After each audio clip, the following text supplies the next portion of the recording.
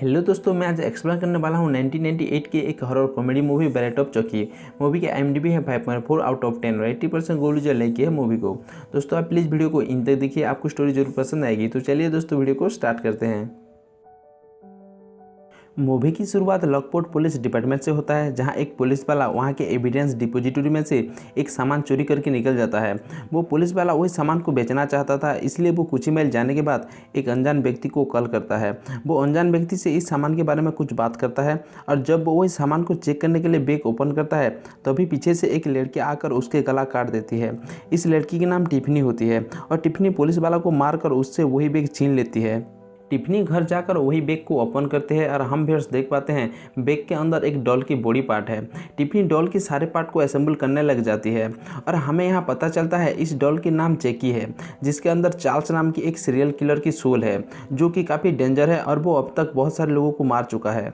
Tiffany Charles से प्यार करती थी और वो उसके साथ शादी के सपने देख रही थी, इसलिए टिफनी चार्ल्स की सोल को दोबारा से इस डॉल के अंदर लाने की कोशिश कर रही होती है। टिफनी चक्की के सारे पार्ट को असेंबल करने के बाद उसे एक सर्किल के अंदर रख देती है और वो एक रिचुअल परफॉर्म करती है। टिफनी सोच रही थी चार्ल्स की सोल चक्की के अंदर आ जाएगा, बट टिफनी की रिचुअल की कोई भी असर चक्की के ऊपर नहीं हुआ।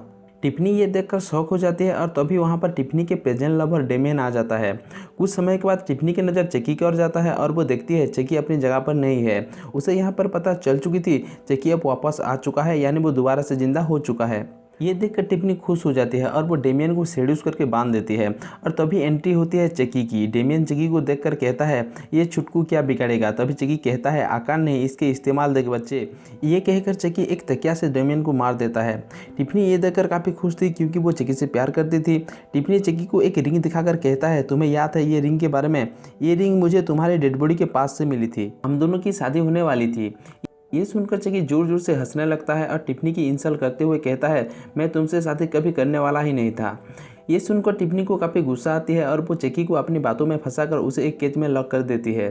यहाँ से सीन शिफ्ट होता है और नेक्स्ट सीन में हमें डेविड को दिखाया जाता है जो कि अपनी गर्लफ्रेंड जेड को पार्टी के लिए पिक करने के लिए उसके घर पर गया था। बट आगे हमें पता चलता है जेड डेविड की नहीं जेसी की गर्लफ्रेंड है और डेविड और जेसी दोस्त हैं। डेविड जेड को इसलिए घर पर लेने गया था क्योंकि जेड के अंकल वारन को जेसी बिल्कुल पसंद नहीं था। इधर हर बात वारन जेड पर नज़र रख रही थी और रास्ते में वो इन्हें पकड़ लेता है और जेड को अपने साथ ले जाता है।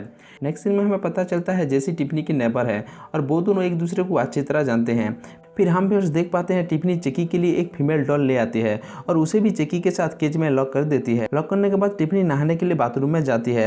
इधर चक्की उसी फीमेल डॉल के गले में से एक रिंग निकालकर वो रिंग की मदद से वो केज को काट देता है। उसे बहुत गुस्सा आ रहा था क्योंकि टिफनी ने उसे लॉक करके केज में रखा था, इसलिए वो टिफनी से बदला लेना चाहता है।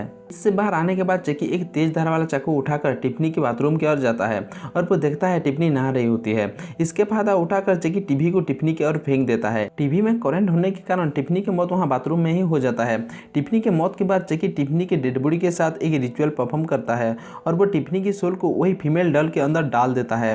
अब खुद को वही डॉल के अंदर देखकर टिफनी काफ़ी गुस्सा करती है और वो चिल्लाने लगती है। तभी चक्की उसे कहता है तुम्हें मेरी बात सुन लेना चाहिए, अगर तुम चाहते हो हमारी सोल फिर से ह्यूमन बॉडी में ट्रांसफर हो जाए तो तुम्हें मेरे हिसाब से चलना होगा। टिफनी के पास और कोई दूसरा रास्ता भी नहीं था, इसलिए वो चक्की की बात मान लेती है। चक्की टिफनी से कहता है हमारी सोल को ह्यूमन बॉडी के अंदर फिर से डालने के लिए मुझे मेरी वो लॉकेट की ज़रूरत है जो मेरी यानी चार्ल्स की लाश के पास है और हमें जैसे भी करके वो लॉकेट को लाना ही होगा। मगर ये लोग साइज में काफ़ी छोटे थे और ये ड्राइव भी नहीं कर सकते। बट चार्ल्स की डेड बॉडी जहाँ पर है वो प्लेस यहाँ से काफ़ी दूर है, यानी चक्की को अब एक ऐसे आदमी की ज़रूरत है जो इन्हें चार्ल्स की डेड बॉडी के पास ले जाए। तभी टिफनी जेसी को याद करती है और वो उसे कॉल करके कहती है मैं एक काम से बाहर आई हूँ और तुम मेरे रूम में जाओ और वहाँ 2 डॉल हैं, उन्हें तुम्हें न्यू जर्सी की कब्रिस्तान पर पहुँचाना होगा और इसी काम के लिए तुम्हें बड़ी रकम मिलने वाला है। पैसों की खातिर जेसी मान लेता है और वो शाम को दोनों डॉल को पिक करने के लिए आता है। जेसी डॉल को लेकर सीधे जेड के पास जाता है और वो उसे भागकर शादी करने के लिए कहता है। जेड भी मान जाती है, बट ये बात वारेन को पता चल जाता है। वो जेसी और जेड को फंसाने के लिए उनकी गाड़ी में ड्रग्स रख देती है। वारेन के सारे करतूते को टिफनी और चक्की देख रहे होते हैं। चक्की नहीं चाहता उनके रास्ते में कोई बाधा आए, इसलिए वो वारेन को वहाँ पर मार कर गाड़ी में ही छुपा देता है। जेसी और जेड वो दोनों डॉल के साथ कुछ ही दूर आने के बाद वारेन की एक दोस्त उन्हें पकड़ लेता है क्योंकि वारेन उसे कॉल करके ड्रग्स के बारे में मरने से पहले ही बता दिया था। वारेन की दोस्त को वो ड्रग्स मिल जाता है और वो ड्रग्स के बहाने जेसी और जेड को अरेस्ट कर लेता है।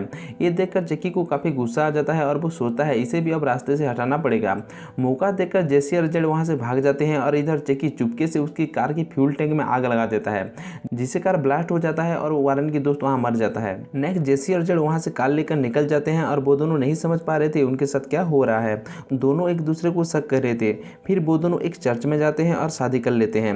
नेक्स्ट जेसी और जेड एक होटल में रुके होते हैं और तभी एक कपल उनके रूम में आते हैं और उनमें से वो लेडी चुपके से जेसी की पर्स चुरा लेती है। टिफनी ये सब कुछ देख रही होती है। टिफनी को ये अच्छी नहीं लगती, इसलिए वो वही कपल के रूम में जाकर उनके छत पर लगी हुई ग्लास को तोड़ देती है, जिससे वो दोनों की बुरी तरह मौत हो जाती है। चेकी ये सब देख रहा था और अब वो टिफनी से शादी करना चाहता है क्योंकि टिफनी के हंट करने की स्टाइल को देखकर चेकी इंप्रेस हो गया था। दूसरी साइड जेसी और जेड भी काफी डरे हुए थे क्योंकि उन्हें लग रहा था जो कुछ भी हो रही है ये उनकी वजह से ही हो रही है। इसीलिए जेसी और जेड दोनों ही डेविड को कॉल करते हैं। डेविड उन्हें बताता है तुम दोनों को पुलिस ढूंढ रही है। नेक्स्ट डे जेसी और जेड होटल छोड़कर जा रहे होते हैं और तभी डेविड भी आ जाता है। डेविड रास्ते में इन दोनों को समझाता है कि तुम दोनों को गलतफहमी हुई है और उन्हें एक दूसरे के ऊपर बिलीव करना चाहिए। कुछ टाइम बाद डेविड वही बक्स खोलता है जिसमें वारेन की लाश को चेकी छुपाया था। ये देखकर डेविड सोचता है सारे खून ये दोनों ने मिलकर किए हैं और वो खुद को बचाने के लिए सडनली वारेन की गन उठाकर ये दोनों के ऊपर टांग देता है। यहाँ चेकी और टिफनी भी खुद को रिवील करते हैं। उन्हें देखकर डर के मारे डेविड रोड पर चला जाता है और तभी एक ट्रक आकर उसे उड़ा देता है। चेकी यहाँ जेसी को वैन चलाने के लिए कहता है और रास्ते में टिफनी और चेकी सारी स्टोरी जेसी और जेड को बताते हैं।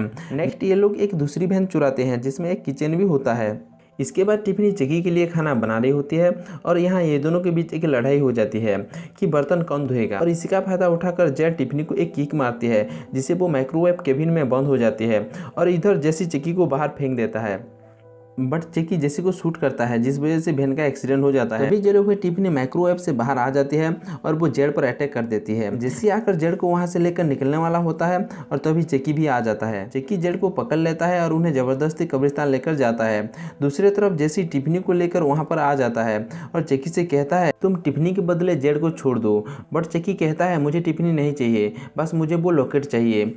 चेकी जेसी और जेड को बांध देता है और वो लॉकेट की मदद से अपने सोल को जेसी के अंदर डालने के लिए रिचुअल करने लग जाती है। तो अभी टिफनी जाग जाती है और वो देखती है जेसी और जेड एक दूसरे को बहुत चाहते हैं। ये देखकर टिफनी की मूड बदल जाती है और अब वो चेकी को पीछे से एक चाकू से हमला कर देती है और यहाँ हम व्यूअर्स देख पाते हैं ये दोनों के बीच एक धुआंधार फाइट होता है। फाइट के दौरान चेकी चाकू से टिफनी को स्टेप कर देता है और वो वहाँ पर मर जाती है। मौका देखकर जेसी चेकी को उसी कबर में धक्का दे देता है और तभी एक पुलिस वाला भी वहाँ पर आ जाता है। अब ये सारे लोग मिलकर चेकी को शूट करते हैं। पुलिस वाला जेसी और जेड को यहाँ से जाने के लिए कहता है क्योंकि वो लोग बेकसूर थे। नेक्स्ट पुलिस वाला जब टिफनी के पास जाता है तभी वो देखता है टिफनी एक डॉल बच्चे को जन्म दे रही होती है और वो डॉल बेबी पुलिस वाला पर अटैक कर देता है और ये मूवी यहाँ पर खत्म हो जाती है।